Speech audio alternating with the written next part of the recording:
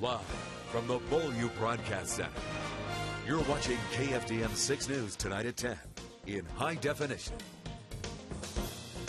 Every dollar that goes to someone who uses it inappropriately is a dollar that can't go to a Texan who needs it.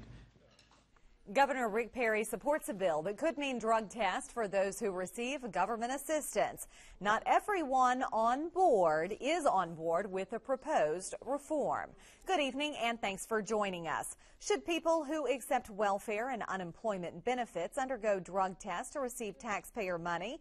It's a topic that Texas taxpayers are debating. Governor Rick Perry and Lieutenant Governor David Dewhurst announced support for a state bill that would require recipients of welfare and unemployment to undergo drug testing. Today, State Representative Joe Deshotel says if the governor is going to go after one group, he should go after every group. KFDM reporter Megan Dillard joins us now in the studio with more on the proposed welfare reform. Megan? Well, Kelly, we spoke with Representative Deshotel. He says Senate Bill 11 is both fiscally and morally irresponsible. He feels people who accept state assistance are a defenseless group that Governor Perry and other lawmakers are singling out because they're an easy target. Deshotel called Perry's support of this bill political grandstanding.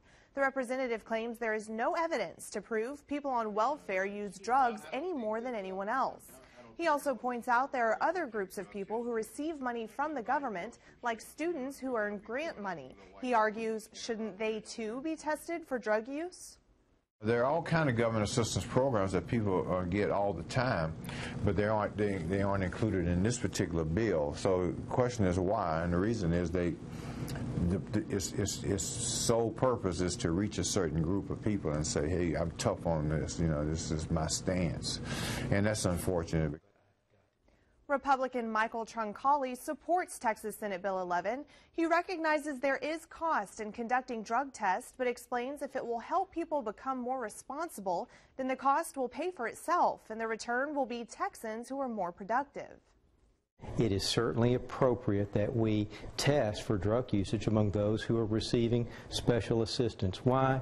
Because it's not fair to the taxpayers to subsidize people's drug habits. And if they're receiving state assistance for their families, that money needs to go to children, not to drugs. And we also spoke with a man who signed up for government assistance this afternoon. He says the proposed drug testing is not an issue.